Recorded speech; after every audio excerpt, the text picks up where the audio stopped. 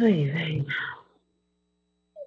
Hello, this is a meeting of the Auburn School Committee, May 13th. I would like to call the meeting to order. We'll start by doing an attendance as we continue to work remotely here. Dr. McCrillis is not with us yet. Hopefully will join. Mrs. Kaufman? Yes. Yes. Mrs. Holloway? Yes. Mrs. Harrington? Yes. Mr. Scobie, yes. Dr. Brunel? yes. Dr. Chamberlain? Yes. Worsbicky? Yes. Mrs. Zotner? Yes. And Mrs. McCrillis? Yes. Is there anyone whose name I didn't call that's joining us for the meeting, clothed or otherwise? All right. With that being said, there'll be no citizens to comment or any other acts. I'd seek approval of the minutes of April 22 and April 27. Scott Kaufman, I'll make that motion. Do I have a second? I'll second that. Meg McCrillis with a second. Roll call vote. Dr. McCrillis, Yes. Mrs. Kaufman, Yes. Mrs. Holloway, Yes. Mrs. Harrington, Yes. and Mr. Scobie. Yes, it is a vote. And we now move on to the superintendent's report. Thank you, Mr. Chair, and thanks everyone for being here. Started much smoother than last time. So wanted to, as we annually do at this time of year, recommend your appointment of both the Civil Rights Coordinator and the Title IX Coordinator. My recommendation being the same individual, Dr. Chamberlain, who has graciously agreed to serve in this capacity again. And as I'm doing with all decisions that are particularly impactful for next year, Superintendent-elect Hanfield is in agreement with this as well. I would entertain that motion.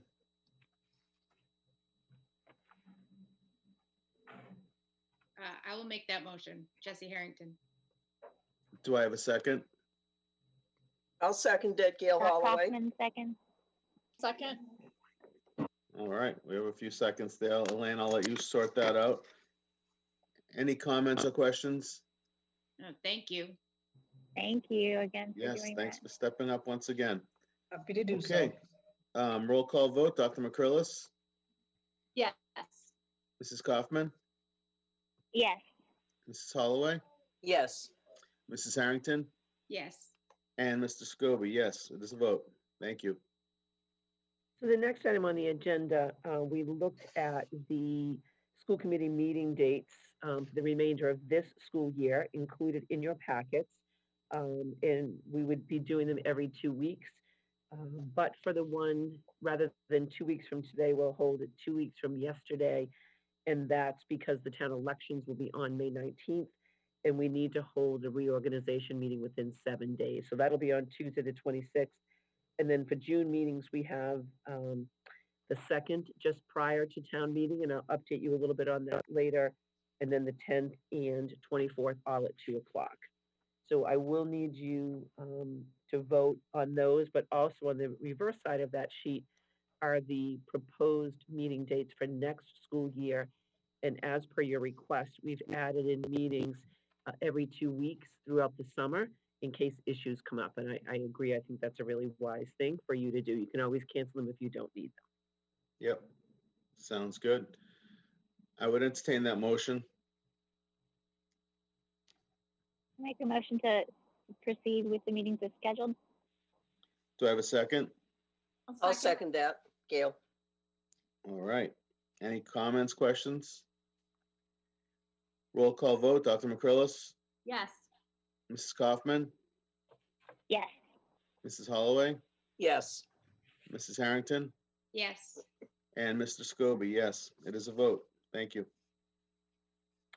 The next item, just wanted to give you an update on the the closure of the school field. So my understanding was that even last weekend, there were a number of people down on there. So as noted in the memo, I did have a conversation a week ago Monday with Town Manager Jacobson and Chief Lucas. And Chief did confirm that if anyone is to call about individuals being down there, they will send someone down to address that. I have been checking intermittently this week and I have not heard of problems. We did additionally with Mr. Fahey put some sawhorses and noted that the fields are closed. And I do just want, for you to know, I think you know already that we had locked all of the gates. We actually had to have some repairs made to the fence because people were jumping the fence, so much. But I'm hopeful that this issue has been resolved. I had relayed to Mr. Scobie, Chairperson Scobie, about Mr. Fahey and I, probably, I think it was on the Thursday, somewhere, April 30th, I think it may even have been that day. We went over to the high school. We were going for another reason to check some things and noticed an individual on the field who was working out on the track with a very heavy, one of those medicine balls that you toss around for strength training, I guess. So, and there were two young males that were playing ball on the field. So we stopped and asked the two young males to leave. They acted surprised and that they didn't know the fields were closed. And I said, well, the only way you got onto the field was by jumping the fence. And there were signs posted. Turns out they were very respectful. They were not from Auburn. We suggested other fields they could go to, and they weren't familiar with Lemansky or Pappas. The other man that we spoke with was not going to leave and just insisted that no, and we couldn't make him leave. So I did end up calling the chief, and he came down and spoke with him, and he left readily. But hopefully, people, we did post it on Auburn Mass Daily. We sent it to the Auburn News as well, but hopefully people are adhering to that decision better now. Through Excellent. the chair, I actually have a question, if I may. Go ahead, Doc. Are we locking the tennis courts? I asked because of the very high fence, and on Sunday, driving by on Mother's Day, there was a guy playing on the tennis court. So I'm not sure if he cracked through the lock or if he jumped that. I think it's like a 12-foot fence. So through the do you know chair, if those are still supposed to be off limits, or is it just the field? so through the chair, my understanding was all of the fields and even the courts and things too. So way back, at least a month ago, maybe longer, the town and school department had removed the nets from the tennis courts and even the basketball ones. So everything should be locked. I will certainly double check that. But my understanding when you made that decision was for fields and courts, all areas there. But I Yeah, believe that's Okay, great. Thank you. that's correct, and I believe the courts are still open, and what they're doing is making their own nets out of caution tape or something. okay.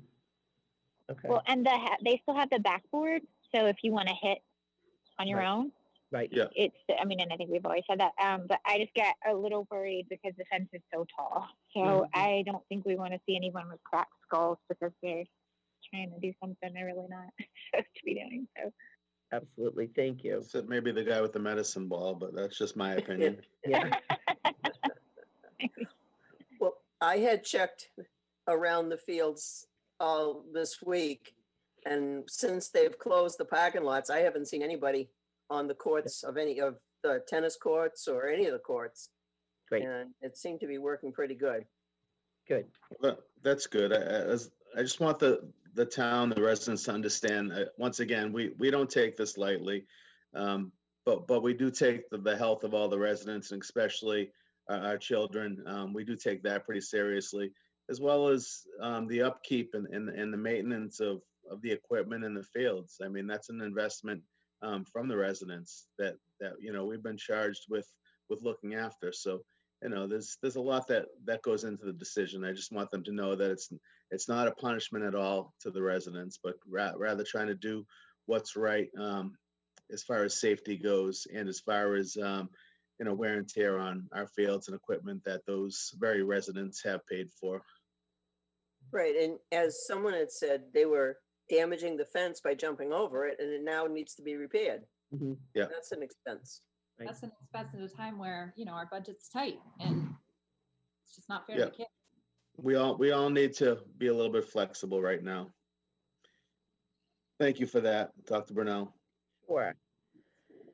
So the next item regarding payment of hourly wages from revolving accounts. We are good with monies in those accounts. There have been some individuals who have elected to stop being paid because they cannot participate in any work that we've been able to assign to them. So it is my recommendation, should you wish to do so, that you could pay them through the end of this year. However, I would really caution you, none of us knows what school the fall will be in terms of students returning to school. But I think if this goes on long term, and it will be Mr. Hanfield's recommendation to make, that you're not going to be able to continue to pay these individuals for work that they're not completing. And you've probably read about that in other communities. So, but I understand your desire to continue to do so this school year. Thank you. I would entertain that motion. I'll make a motion to continue to pay the staff of the before and after school programs for their weekly hours through June 12th. I'll second that. Any discussion, comments, questions? I heard from a few people, and I am in complete agreement to continue to pay them. But people are saying, well, if we're going to be charging more next year, and how do they have all this extra money? This is coming because we're not using any equipment and stuff, and not having to purchase goods for the after school program, right? Correct. Pretty much. Yes, for all those reasons. Correct. Yep. That's what I figured. Any other comments or questions? Okay, roll call vote. Dr. McCrillis, Yes. Mrs. Kaufman, Yes. Mrs. Holloway, Yes. Mrs. Harrington, Yes. and Mr. Scobie, yes. It is a vote. Thank you. So the next item, we wanted to share with you and hopefully seek your vote of support. So we drafted a letter. This was something that was brought forward by Mrs. Worsbicky and Mrs. Reed. I can learn to understand you much better if I can get familiar with the way you talk. I need your permission to. Not exactly sure what that was all about, but I think that was Siri or Alexa or somebody. it may have been. So not as exciting a visitor as we had. I thought it was. Oh, keep your fingers crossed. Yes. So this letter, as you've noted in the packet, was sent to Commissioner Riley. In communities across the Commonwealth are sending it. So we understand that we are paying our collaboratives, even though our students are not attending those programs, because they are continuing with remote learning. Similarly, with our private out-of-school district placements, those individuals organizations are continuing to provide remote learning. This letter really asks for the commissioner to give consideration to reducing the rate that we would pay basically for April, May, and June, because there are expenses that they, like us, are not experiencing. So, staff training, staff mileage, meals, client transportation, all of those that were listed there. So whether this gets the support of the commissioner, all we're asking for is that he review and give consideration to potentially reducing those rates. So it would be great to have your support behind that letter. I would entertain that motion. I would make that motion that we vote in support of the letter seeking the commissioner's review of out-of-district tuition costs and adjusting them to reflect the changing circumstances of this extended school closure. Do I have a second? I'll second that. Second. Any discussion? No, it seems like the reasonable thing to do. Absolutely. Yes. Great. Definitely. Yeah, through the chair, I think it's fair. I mean, for no other reason, transportation. Nobody's going anywhere. Right. Yeah. Right. Right. Dr. McCrillis, Yes. Mrs. Kaufman, Yes. Mrs. Holloway, Yes. Mrs. Harrington, Yes. and Mr. Scobie, yes. It is a vote. Great, thank you. And then just wanted to make you aware, I did send you an email Monday evening, presented the warrant articles to the Board of Selectmen. They were unanimously supported. and we'll do so the same at 7 to the Finance Committee. So I will update you on that, but I expect hopefully the same result. Okay, great. Thank you. And we now move on to unfinished business. So with Commissioner Riley's final guidance regarding school days and the fact that Auburn students and teachers continued remote learning during the 4 days of the April break, not the Patriots' Day holiday, we have to have students go to their 181st day, which is Friday, June 12th. That is different than what I had shared with you previously, but his guidance appears final at this point. And then also for teachers, their contract says they can go no more than 185 days. Therefore, their final day of school would be Monday, June 15th. So I ask for your vote of support on both of those, and that way we will notify all families. We have a communication that's going to go out tomorrow, and then also staff so they're aware as well. I'd entertain that motion. I'll make a motion to approve Friday, June 12th as the students' last day of school and Monday, June 15th as the faculty's last day of school. I'll Do I have a second that. Thank you. Any discussion?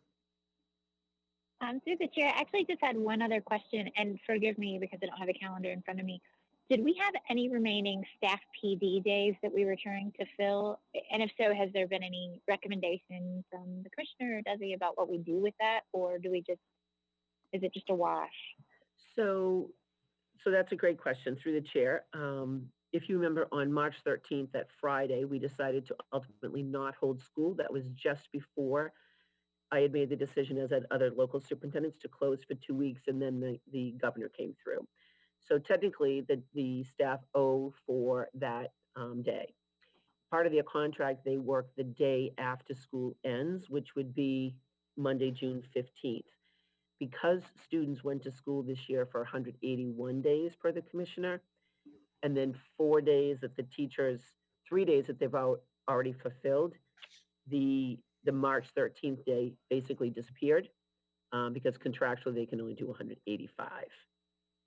And we have talked to the AEA about that, and they are good with that.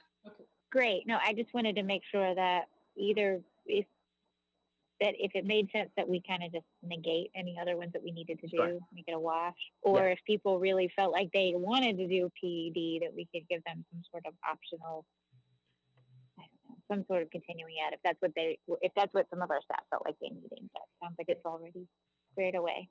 No, and through the Thank you. chair, they are, along with doing remote learning, they're doing a tremendous amount of professional development. Dr. Chamberlain sends out weekly notifications to them. So not only teachers, but staff across the district are participating in a variety of really good quality PD. So lots is taking place for sure. Great. Okay, great. Thank you. That's all for me. All right. Roll call vote, Dr. McCrillis, Yes. Mrs. Kaufman, Yes. Mrs. Holloway, Yes, Mrs. Harrington, Yes. and Mr. Scobie. Yes, there's a vote. Thank you. So the next item, actually a couple of them, 3 of them really are very closely related. So high school seniors' last day will be this Friday, May 15th. So included in your packet is a letter or correspondence that Mr. Hanfield sent to the graduating seniors and their families. As we all understand, the seniors are having a very different experience this year than they would have otherwise. But to Mr. Hanfield, Ms. Donahue, and their team's credit, the senior class advisors, the class officers are really working closely together. And the students have made it really clear that it is their desire to graduate at some point out of Auburn High on a Friday evening at 6:30, which are all the standard traditional things. So at this point, it has been tentatively set, or it has been set for July 31st, that it will take place. And what we don't know at this point are the specifics about it. So waiting for Governor Baker's updated guidance that is anticipated to come on Monday. Mr. Hanfield and Ms. Donahue will circle back with the aforementioned team and work together to plan something very appropriate for them.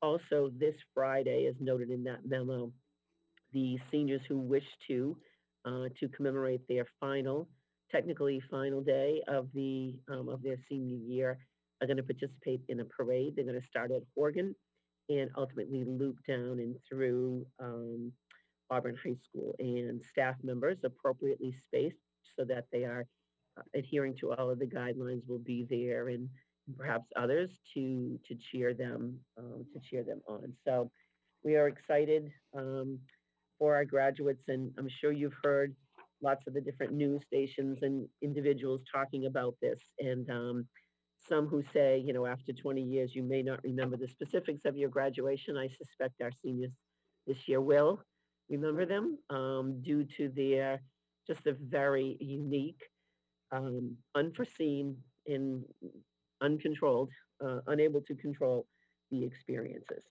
So lots of plans in the works, but I would ask for your vote just to make it official as you set the calendar that this Friday, May 15th is the seniors' last day. I would entertain that motion. I'll make a motion to approve the class of 2020's last day of school being Friday, May 15th. I'll second that. Any discussion, comments? Oh, okay. I'm not sure what that means, but it sounds like he's in support. I just wish them all the best. Of course, we feel sorry for them, and I'm sure it's not going to hinder their success in life, but we do wish them the best, and I am sorry that things have gone this way. Roll call vote, Dr. McCrillis, Yes. Mrs. Kaufman, Yes. Mrs. Holloway, Yes. Mrs. Harrington, Yes. and Mr. Scobie. Yes, it is a vote. Thank you.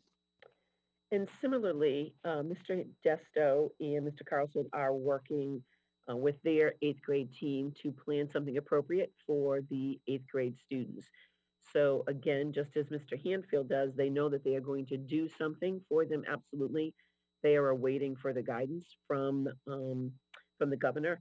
And so as those plans continue to develop, as well as the high school graduation plans, we will keep you updated. And obviously, we're hopeful that you will be part of those as usual.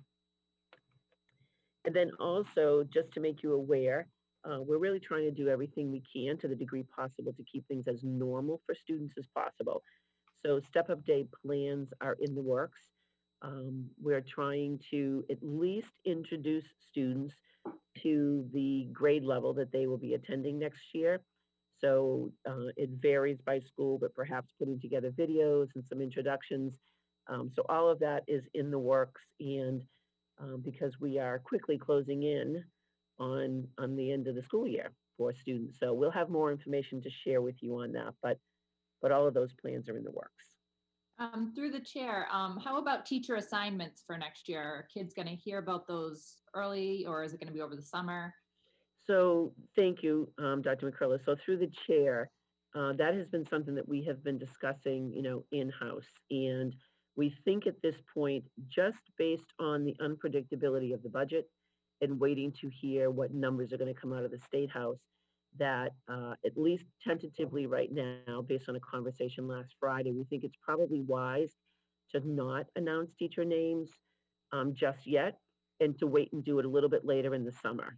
And because I think the last thing that we want to do is to tell children they're going to be in this class and have them talk and get to know who else is going to be in that class if any changes need to be made.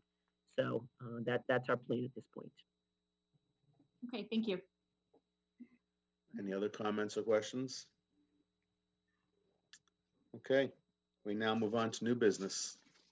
So wanted to share with you regarding FY21 that I just had mentioned there. And I'm sure, and I know I've sent some correspondence to you already, but there is great concern, I think it's fair to say, out there from legislators, from communities across the Commonwealth regarding what financial impact COVID-19 is going to have on funding and availability. And I think, quite honestly, at the State House, they truly don't know at this point. And it's going to depend, I think, at least partially, in terms of when things reopen.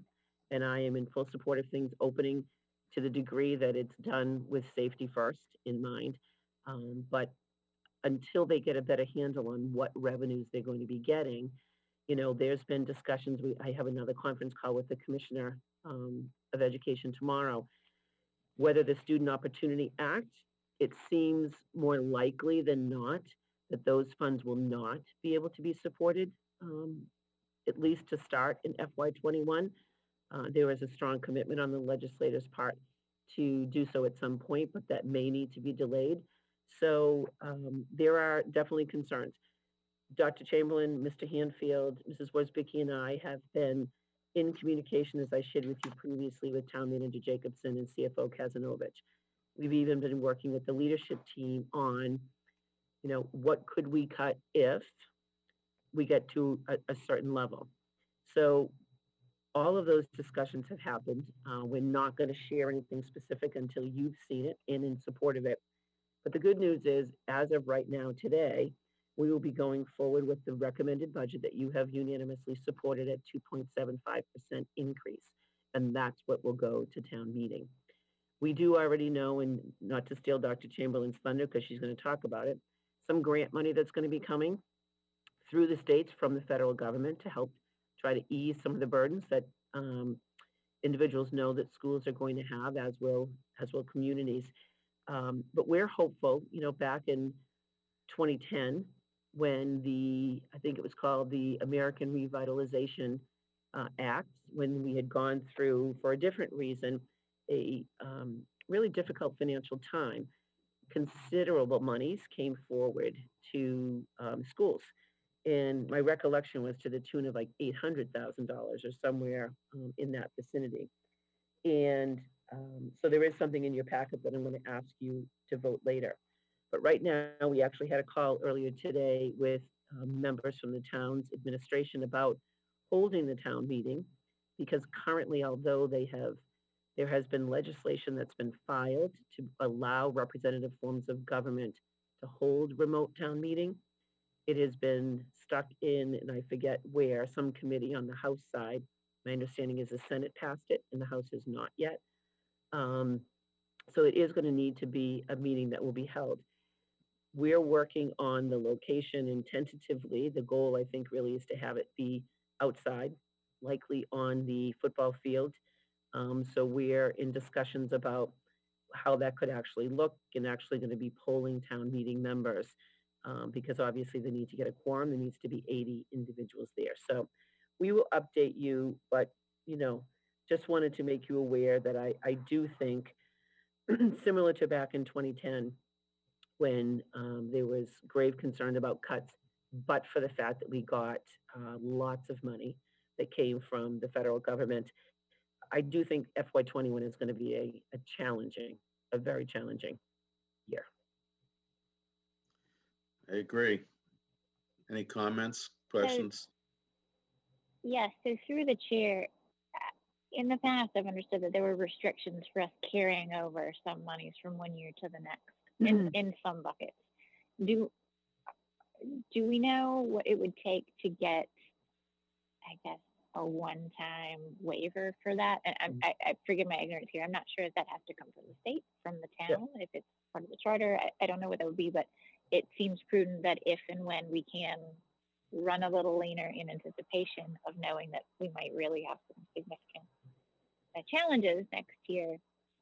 Do we know what I guess the question is, do we know what the process would be to get permission to do that?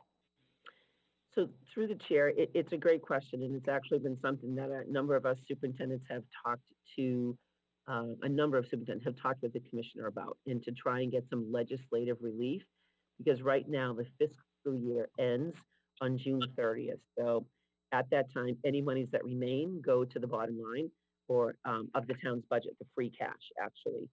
So in order for that to change, my understanding is it would take legislative action, so it really isn't anything that can happen locally.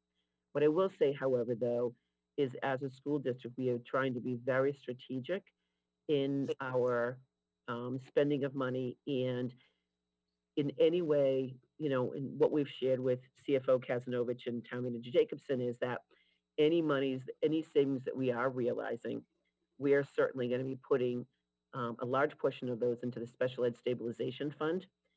That way giving a little bit of cushion that should some needs, and I think it, is possible.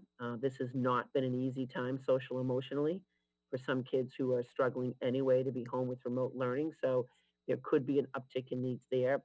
And also just trying to make sure that our revolving accounts, that we have, the money in those, should some needs come up. So we're trying to be really strategic in how we do that. But to answer your question, Dot, it would take legislative action, but it is out there and has been proposed and advocated for, because unlike regional school districts that can carry over any money that they have and goes into what is called an E&D account, their excess and deficiency account,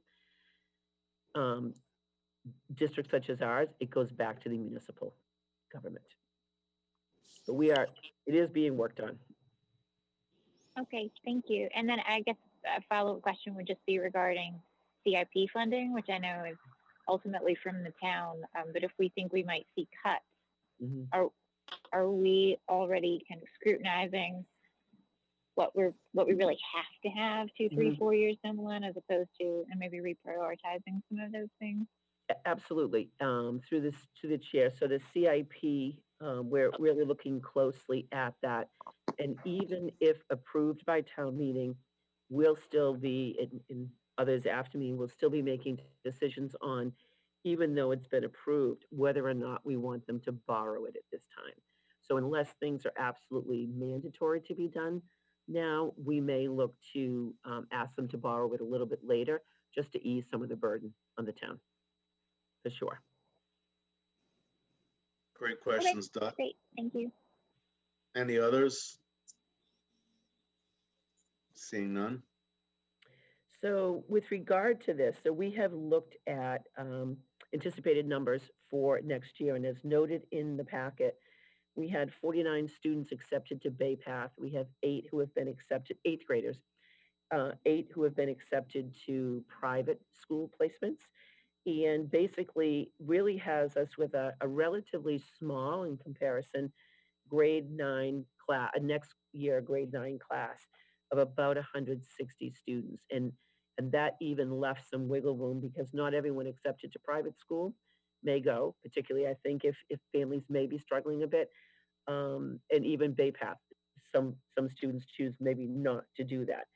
But in speaking with Mr. Hanfield, we are recommending that you approve an addition of 15 school choice slots at the high school only, not to do so at the middle school. And also just to, make you aware the impact of the reserve at Ashworth Hill, and I am seeking an update and hope to have one for you at the next meeting. That isn't expected to be built out until 2023. So I'm very comfortable with this recommendation of adding 15 slots, which would give some flexibility financially to us.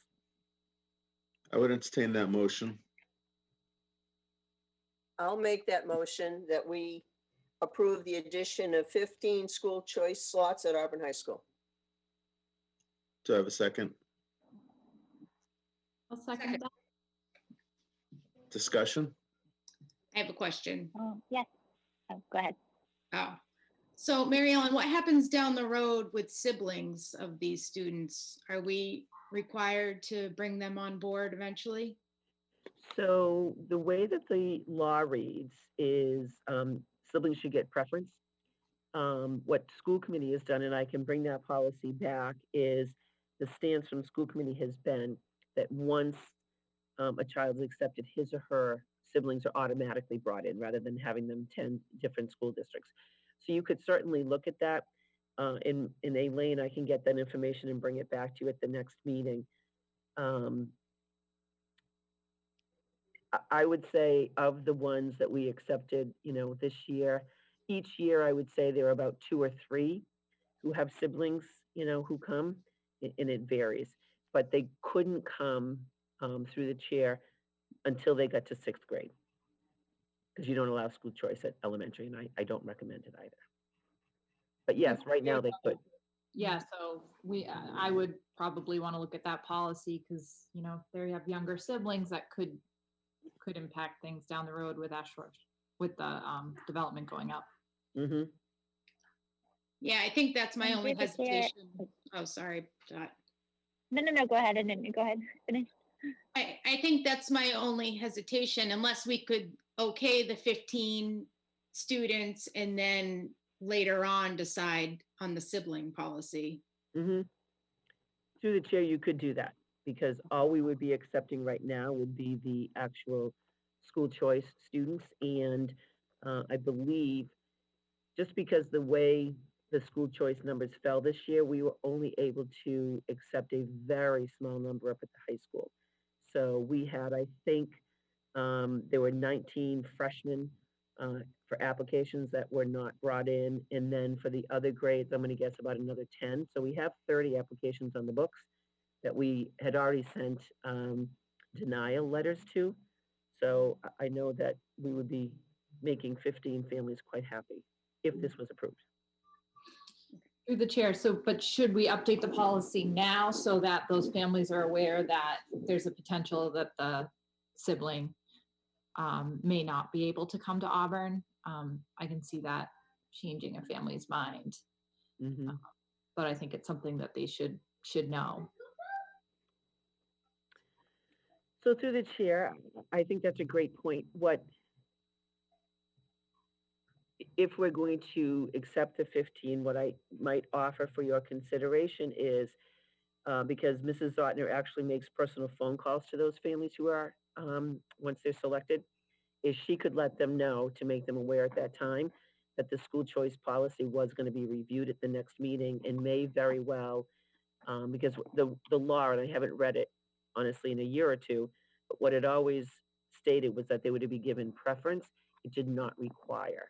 This Okay. Auburn's policy does, but that it would be under reconsideration and that they may not be automatically accepted. Great, thank you. Good questions. Yeah, I think when we update that policy, we could put a certain number on there, because of course, I think all of us would like for their siblings to be able to come here if it's feasible and if we have the space. So we may just have to put an exact number on that, and let the parents know after the fact what that number is. But yeah, those are good points. We certainly don't want to be overrun. Should we get another development in town for the next couple of years? I don't think that development is going to immediately impact the high school, but you know, who can say? I think it's a good point and definitely worth looking into. And then through the chair, I just had one question about really just the real estate turnover. Do we have some general metrics for how many kids we see moving into district specifically for high school? I would imagine that's already been accounted for, but. Yeah, so through the chair, it really varies year to year, and Dr. Chamberlain can probably attest to this. So I don't remember if it was last summer or the summer before, Swanson Road seemed to be the hotspot where a lot of kids, registered there. Right. So it really varies. It depends on the families that move in. It's been, last year, I know Dr. Chamberlain and I, we talked about it with the primary configuration team, that, we monitor the numbers throughout the summer. And then all of a sudden, Dr. Chamberlain shares, she even thought maybe it was incorrect data, that like the Bryn Mawr number for one of the had gone up like by 10 children, literally over a weekend and things. So I don't know that there's any way to track it accurately, except the only thing I would say, and it depends on family circumstances, and this is just anecdotal information. Oftentimes, if children have been in a community for many years, they're a little bit more resistant to their parents about wanting to move to a new community, which may or may not come into play, whereas younger children seem a little bit more perhaps relaxed about it. But that can't always be the reason for families either. We may, with all that's going on, we may see some fluctuation in those numbers as well, Right. with the unfortunate possibility of people losing their residency. Mhm. but something certainly to keep an eye on. Any further questions or comments? Okay, roll call vote. Dr. McCrillis, Yes. Mrs. Kaufman, Yes. Mrs. Holloway, Yes. Mrs. Harrington, Yes. and Mr. Scobie. Yes, it is a vote. Thank you. Thank you. So in your packet, I alluded to this earlier, a resolution for full disclosure, the Boston School Committee actually put this together and we modified it to fit our needs. And it really goes very much in line with seeking some relief federally and statewide for the needs that we anticipate that we are going to have. So it is my hope that you will vote in support of this.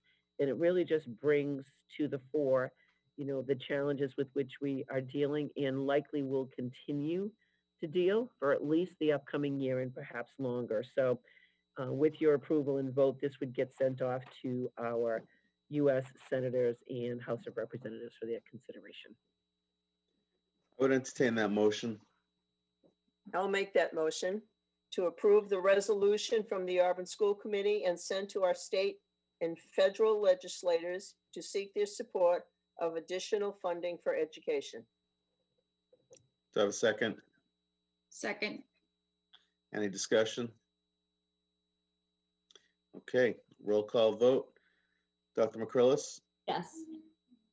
Mrs. Kaufman, Yes. Mrs. Holloway, Yes. Mrs. Harrington, Yes. and Mr. Scobie. Yes, it is a vote. Thank you. So, Mr. And we Chair, now move, actually, and we now- sorry, if before we go on to new business, if I could just, on to teaching and learning, if I could add one item under new business. sure. So with my apologies for not putting this on there, we have been outreached by a couple of parents wondering if a portion of the bus fee that they paid for this school year would be reimbursed to them since we are not transporting kids to and from school. So I will tell you that we are paying not the full amount of the transportation contract, but about 75 or 80% of it, and that was required in order to adhere to the contract. But I did want to bring it forward to you for your consideration to determine, because it is the school committee who set the rate. We've already set the rate for $100 for next year, but if there was to be consideration about any reimbursement, we calculated it would be for about a quarter of the year, so it would be $25. Okay, so we did speak, I did speak briefly with Dr. Brunel about this issue yesterday. So my thoughts were that based on all that's going on, all the uncertainty that some families are going through, if they need that $25 back, I would say that I think we were both in agreement that it may be a good idea, as much of a hassle as it could be to write out the checks to those families, sort of backtrack and getting those checks out. I think it might be a good idea. My other thought on that was there were some families like my own that probably wouldn't go through the hassle of filling out the paperwork to get the $25 back for two reasons. The hassle of filling out the paperwork, making the phone call, whatever the procedure may be. And number two, I think the district at this point in time not only could use that extra money toward our budget, but we also, I don't think, want to bog down our business office staff with, what is the number, Dr. Brunel, 1,000 bus riders? It's about 1,400 bus riders. 1,400, Mhm. with them automatically giving 1,400 refunds to people who may choose or not to choose to donate that money or keep it right in the district where it's going to do their children and other children some good. So those were were my thoughts and Dr. Brunel's input as well. So I would open that up to any discussion. I think, Through the chair, would it be viable to offer an option for prorating next year? Not, and I would say not at the exclusion. I agree if someone really needs that extra money back. Obviously, I agree, George. I think to give it back, but if it would alleviate at least some of, or reduce some of the transactions that come over to Cecilia's office at prorating next year Mhm. as another option, I mean, would that be help or would it be harder? I don't know. No, it's a great point. So through the chair, and Mrs. Worsbicky is going to report on exactly how many applications we've accepted so far. So I'm going to use a rough number of 500. I think it's more like 550. So we've accepted $100 checks. I take that back. I don't know that everyone was a paying person, but we have about 550 applications in hand. So I think if the committee chooses to go this route, we would outreach those individuals, and they would be potentially either do a $25 refund, or they could choose to say, you can leave it with the district. For those individuals, the 850 or so who have not yet paid, what we could do is to say to them that rather than paying the $100 that you owe for next year, you could instead only owe $75. So we could get that information. And what we'd have to do on our end is to make sure that they did in fact pay it last year, and we have all of those records. So that might be the way to go through it, which would not then require us to potentially distribute 1,400 checks, but probably potentially up to 500 or so checks, unless people chose to donate the money to the district, as Mr. Scobie said. Any other comments? I like that extra option Mhm. of being able to just apply it to next year instead, or donate the money or get it back. That way they have three choices. Yep. I think that sounds good. Anyone else?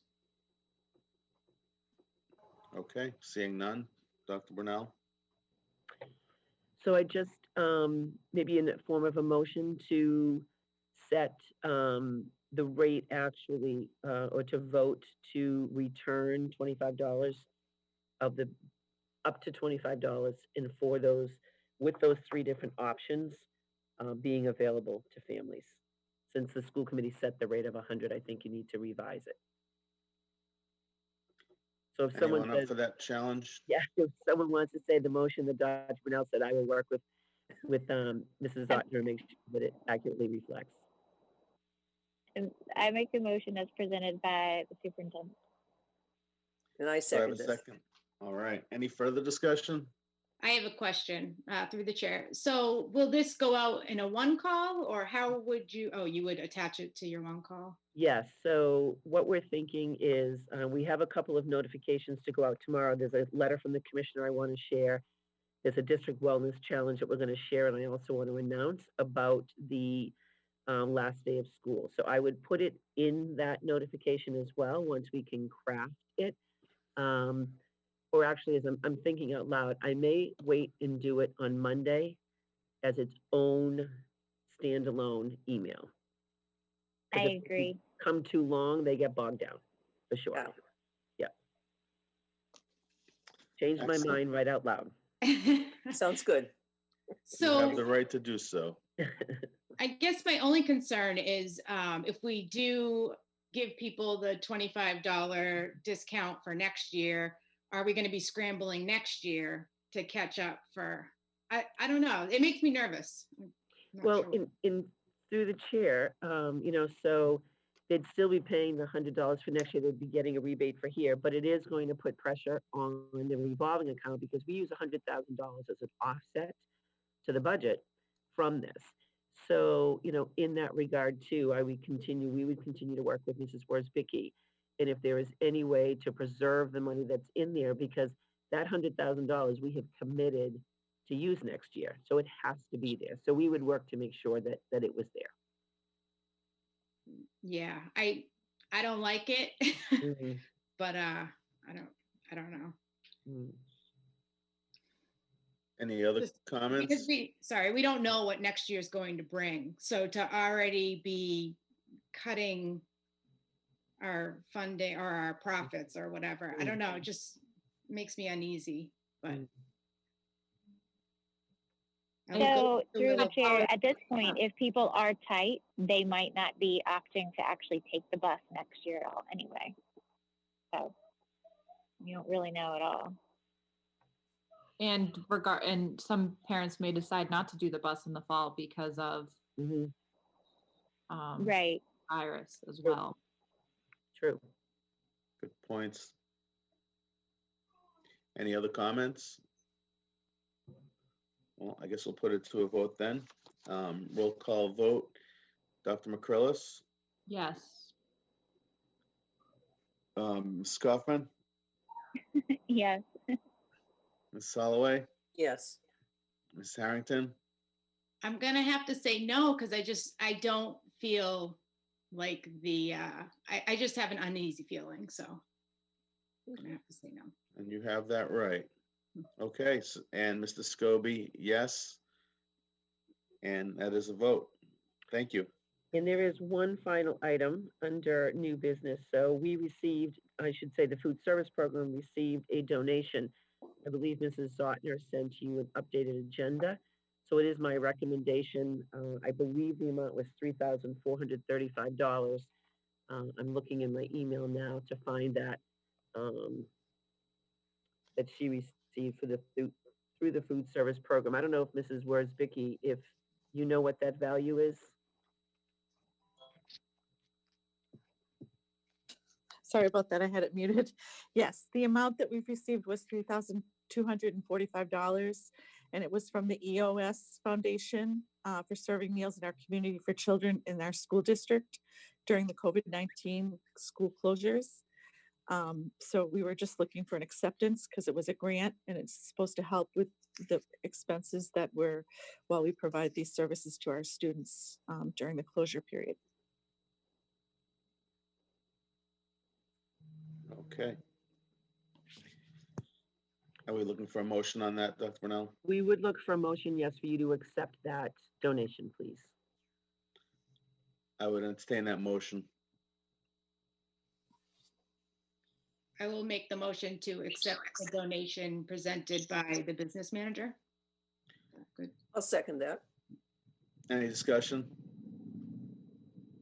Just thank you. you. Yeah, thank you. Thank you. Roll call vote. Dr. McCrillis, Yes. Mrs. Kaufman, Yes.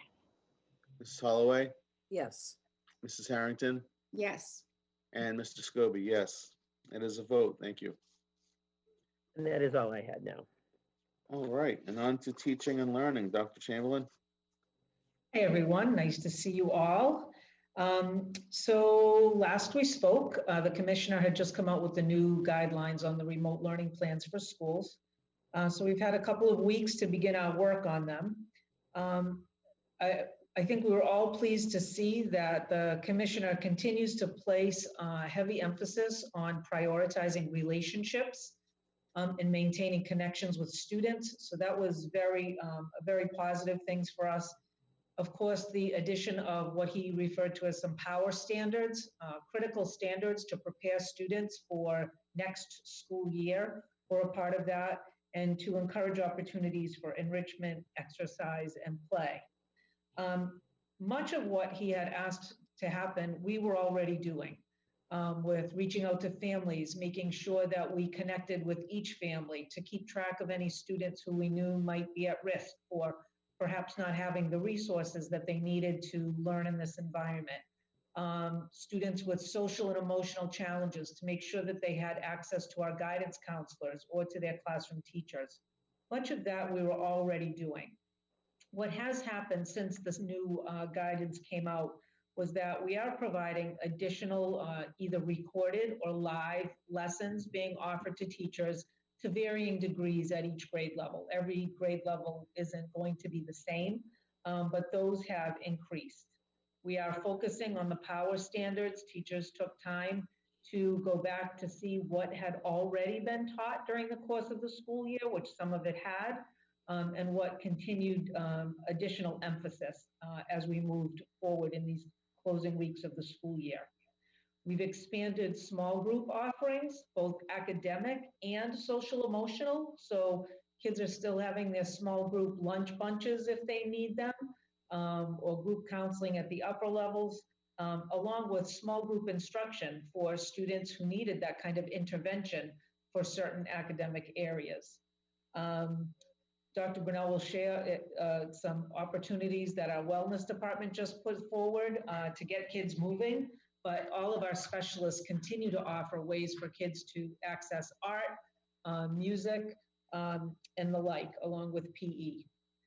At each grade level, there are teacher office hours or advisory blocks to make sure that kids are getting what they need that way, counselor sessions. And again, we are tracking, we're in contact with families that we know need it to make sure that, as we know, each day this situation changes and unfolds for us and for our families, and it does so regularly. So we want to make sure that we're keeping up and providing what is necessary for them. So, you know, we're not, as each day goes on, we get better at this, and we will continue to work at this to make sure that we are meeting the needs of our kids. But I think we have a lot to be proud of in how we prepared for and adapted to what the commissioner has asked us to do and to what we know our students need. So I don't know if anyone has any questions about any of that. Any comments or questions? No, it just sounds very good that we're able to have already done a lot of the things he's already asked for. I mean, that just shows Auburn's a top-notch education system. I would agree. Great. I just have one question, Dr. Chamberlain, and it's only because I've heard multiple versions, I guess, of to the answers, and not from our district, but from all over. I was just talking to a friend from Worcester Tech yesterday, and of course, we've got our own things going on at Bay Path. But could you just explain briefly how the credit, no credit piece works, and if at all it can have any effect on the grade that the child had when we left school back in March? Does that grade stay the same? Is there a rubric that we are working on with the credit, no credit, where maybe the enrichment work could be counted as points toward the grades back from March, where we left off, if that makes any sense? That's just been a question that's been going around. Yeah. So the commissioner has, with many things, he's been really specific about certain things that he's wanted us to do. And with other things, there has been some, I don't know, I guess more leeway, I would say.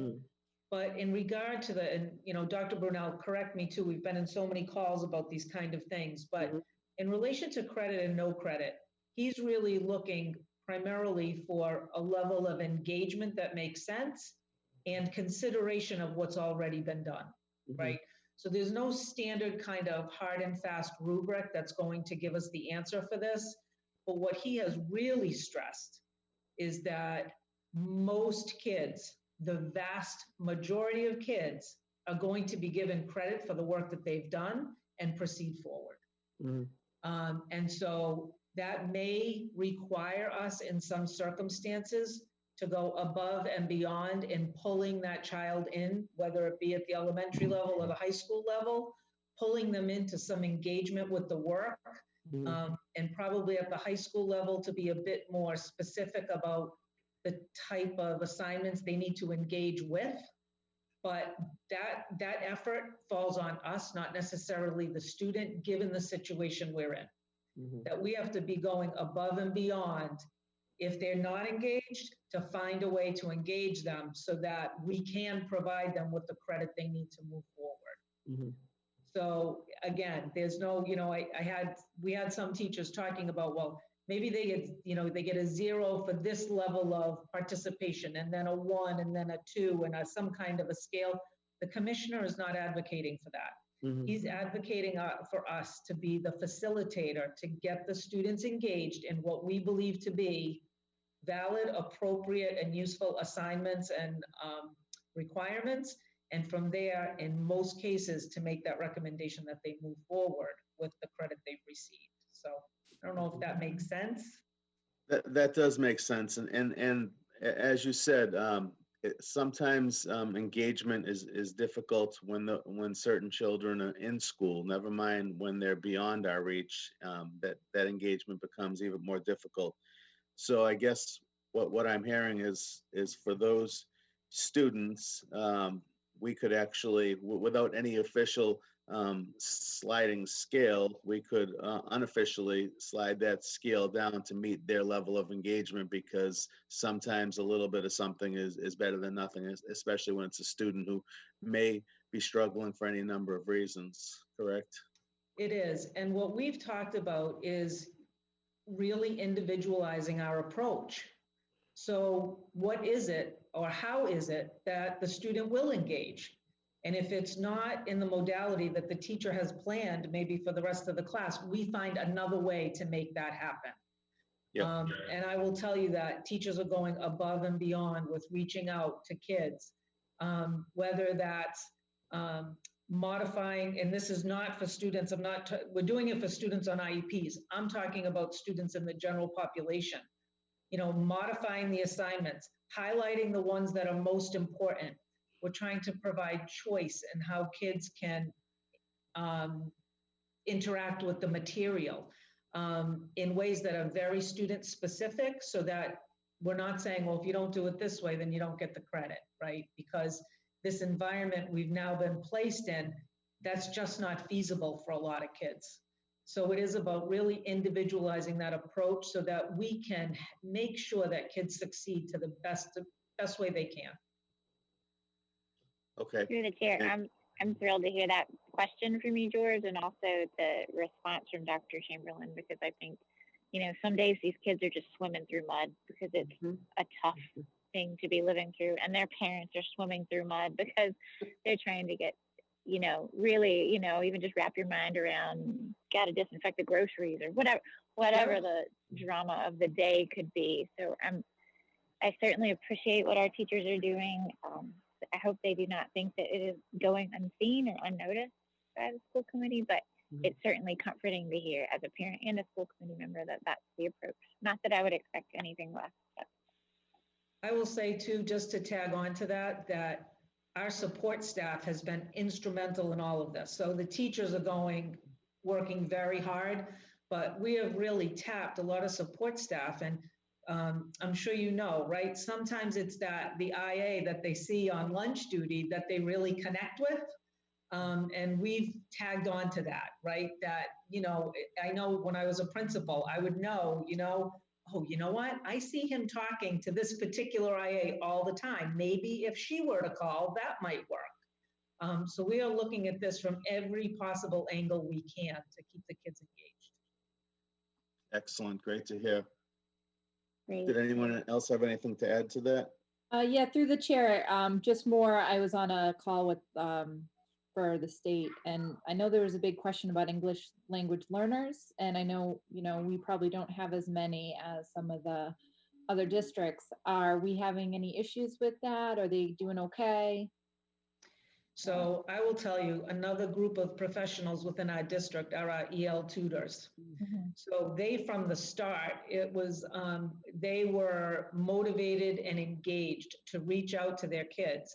And much like students on IEPs, the state has asked us to provide a comparable level of support as these students would receive when they were in school. And so we have a pretty extensive document that they document all of their interactions, all the lessons that they do, all the small groups that they're working on. We have, in some cases, had called in interpreters to make sure that we could reach out to the families. There's a really cool system now that you can do this all over the phone. You can call in real time. You get an interpreter in the language that you need. And so we've used that a number of times to make sure that families understand what the requirements are and what they need. We have been using Google Translate, which the Department of Education has said that we can now readily do, as long as we, also attach the English version of whatever we sent in case something were ever done in a, not exactly what we were trying to say. Yeah. But all of those things have really helped. And I will tell you that EL staff, along with the teachers, obviously, they're doing small groups, they're doing one-to-one groups, and we've had a lot of great participation. Excellent, thank you. Yeah. Thank you. Great answers to those questions. Hold on, through the chair, just one comment. I want to say, my daughter who's in 4th grade, just the amount of interaction she's actually getting being at home. It's great. She has her lunch groups and special math groups. And there's, like Dot said, there's, so many other staff members just coming forward and going above and beyond to help the kids. And it's just a beautiful thing. So Great. That's great. Great to That's hear. great. Thank you. I wish I joined in on my daughter's gym class yesterday. I think I would have gotten in shape. Oh, Meg, I get stuck doing that every day. Halfway through Miss Green's class, I was like, I really should have done this. Not to worry. There's a district wellness challenge that you're going to hear about tomorrow. So Okay, everyone can tune in. That's right. And hold on, one more comment through the chair. And I've noticed, I've listened in on all of her calls as well. And at the beginning or the end, there's always a little bit of small talk, and the teacher or the lunch group facilitator or whoever it is always asks the kids, personal question of how they're feeling and trying to get a gauge of how they're doing emotionally. So I feel like it's hard. It's been a very hard situation, but we're definitely, the staff is making the best of it and doing what they can to help. Great. That's awesome. Great staff and great leadership. Thankful for that. Okay. So on to professional development offerings. So I'm not sure how aware you are, but since the school closure, we've been offering, we've tried to offer a wide variety of self-paced professional development opportunities available to really all staff, teachers, instructional assistants, ABAs, secretaries, custodians, just to keep them kind of engaged in the learning process, and also for teachers, for their recertification, they are required to have 15 PDPs specifically around special education and 15 around how to support EL learners. And I will tell you that the support and the participation has been terrific by all staff members at varying levels. But we've been able to offer through WIDA, which is offers all of our EL testing and that kind of training. They have a number of self-paced classes that if you do few of them, you'll get your 15 PDPs that you need for recertification. And we just have to set them up an account. So many people have gone through that. We have offered folks to do the Apple badging process, which there are 6 courses you take to kind of learn the ins and outs of the iPad, particularly around accessibility options that are available in an iPad. So when you're working with students with disabilities, how you can best use those, use the iPad with that. Many have participated in that. We've done several articles, one being mathematical language in the classroom, another one around how did you get to Harvard, that addresses some students with some pretty significant special needs that became Harvard, not only students, but professors. And I'm also leading a book study on a book around universal design for learning. And all of these, we have reflections that teachers fill out, and I use a simple Google form for that, or staff fills out. And I also had several people say, we need more around social emotional learning. So we've offered several courses and small videos and reflections around social emotional learning for kids, the impact of trauma on learning. And it's just gone really well. I send them out each Wednesday. Today, we also added an option for beginner sign language that they can take for free online. So all of these things have been at no cost. I've gotten great feedback from folks when they complete. They send me their certificate of completion, and we're tracking all that for PDP points.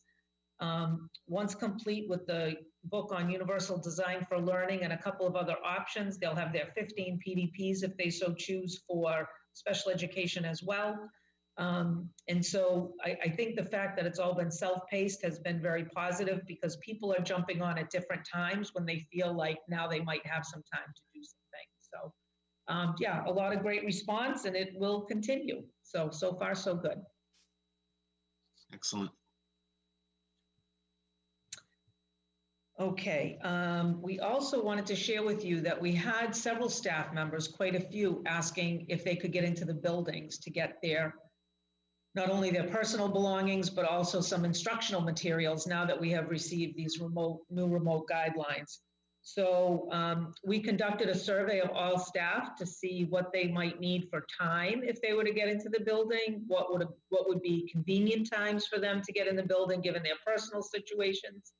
And if during that time, if they could do a rudimentary kind of preparation to close up their room for the summer. So we got a lot of information at each school. Principals worked out convenient schedules for everyone to enter the buildings. Teachers have gone into buildings. They've retrieved instructional materials as well as kind of closed up their class in a way that didn't take a ton of time. Certainly that always takes some time. But also now allows our custodians to get in and do a thorough cleaning of the buildings. They also, particularly at the elementary level and to a similar degree at the middle school, took student materials, their workbooks that they currently had, put them in, it looks like we have a visitor. Yes, we do. Dr. Brunel, can you see that? I do now, yes. Okay. So they prepared student materials for families to pick up. And those processes have already begun this week at Swanson Road, Bryn Mawr School, and Packagug, and will perhaps, I think, maybe next week or the week after at the middle school. So we're trying to support everyone. We're also providing other materials if family have asked for it, crayons, paper, pencils, if that was requested through the principal. So that's gone really well. The principals have done a terrific job in kind of coordinating all of that so that we, had safe distancing and we were using all those safety precautions for anyone in the building or coming to the building. So we're in very good shape to that and appreciate everybody's support of that. And finally, I share with you about the CARES Act, which that is the Coronavirus Aid, Relief, and Economic Security Act. This is a provision that's going to provide districts additional funding to address the impact that COVID-19 has had on all of us. And it's been calculated based in some part on the Title I funds that we received each year. And each district was going to receive about 80% of that. So we've been notified that we will receive $156,025 through the CARES Act. And it can be used for a variety of things. It's not limiting at all with how we can use that funding. It can be used for assessments, technology, mental health, summer learning, professional development. So certainly there'll be discussions around the best way to use that. And the one thing is that it's with Title I, we can't supplant, we have to supplement, right? But this money is not subject to that requirement. So there really is great flexibility with that and will offer us some relief budgetarily. Excellent. Thank you for that. Thank you. Any comments or questions for Dr. Chamberlain? Seeing none, thanks again, Dr. Chamberlain. Great report Thank as you, always. everyone. And we now move on to everyone's favorite pandemic time. She doesn't get a single meeting without that intro. Cecilia, Good afternoon, everyone. Hi, Cecilia. Hi. I've included for you a year-to-date budget report dated May 6th, 2020 for your review, and I'd be happy to answer any questions if there are any. Any comments, questions? Okay, so moving on. Additionally, I have a budget transfer list, which includes transfers from within the same series, as well as some transfers between different series for your information and looking for your approval for those as well. So I'd entertain a motion. I would entertain that motion. I'll make a motion to approve the transfers between the series as presented by the business manager. I'll second that. Okay. Discussion? Oh. Roll call vote. Dr. McCrillis, Yes. Mrs. Kaufman, Yes. Mrs. Holloway, Yes, Mrs. Harrington, Yes. and Mr. Scobie. Yes, there's a vote. Thank you. And as we do each year, approaching the end of the school year, I'd like to request the permission of the school committee to allow me to make omnibus transfers pertaining to the FY20 appropriated budget. All the transfers will continue to be made with input from Dr. Burnell and the leadership team as we collaborate to meet the needs of our district while expending the funds that we've been entrusted in the most beneficial and cost-effective manner. So if approved, I will document the transfers and I will bring them forward at each of the next school committee meetings for the fiscal year. So I would ask for your permission for that. I would entertain that motion. I'll make I'll make a motion to approve the granting of omnibus approval to make transfers through the closeout of FY 2020. Do I I'll have a second that. All right, roll call vote. Dr. McCrillis, Yes. Mrs. Kaufman, Yes. Mrs. Holloway, Yes, Mrs. Harrington, Yes. and Mr. Scobie. Yes, it is a vote. Thank you. Thank you. I've also included in your packet for your information an updated listing of our revolving accounts dated May 5th, 2020. And I can answer any questions if you have any. Any questions? Melissa. Seeing none. Okay. All right. Next, I have AA Transportation Contract Amendment. As promised at a previous meeting, I've included in your packet a copy of the contract amendment, which modifies our current contract with AA Transportation, which will presently end as of June 30th, 2020, as we have a new contract coming into play for the new school year. But I would ask for your approval of the contract as it's presented. I would entertain that motion. I'll make that motion to approve the amended AAA contract as presented. Do I have a second? Second. Second. Roll call vote. Dr. McCrillis, Yes. Mrs. Kaufman, Yes. Mrs. Holloway, Yes, Mr. Harrington, Yes. and Mr. Scobie. Yes, it is a vote. Okay, and thank you. Lastly, just a reminder, since it's now May 13th, that the bus applications for the 2021 school year are due at Central Office, 5 West Street, prior to June 1st, 2020. We do, as I mentioned, I believe last meeting, we do have a locked mailbox at 5 West Street for your mailed or dropped off registrations and payments. So keep them coming. They've been coming, starting to increase in amounts. So hopefully we'll be getting more because as we get close to the June 1st deadline. So thank you. And that's my report for today. Thank you very much, everyone. Excellent, thank you. Okay, and we do need an executive session. We do. So I would entertain that motion. I will make that motion that we go into executive session per Mass General Law, Chapter 30, Section 21A2, to conduct strategies for negotiations with union and non-union personnel, and per Chapter 30, Section 21A3, to discuss strategy with respect to collective bargaining or litigation. I have a second.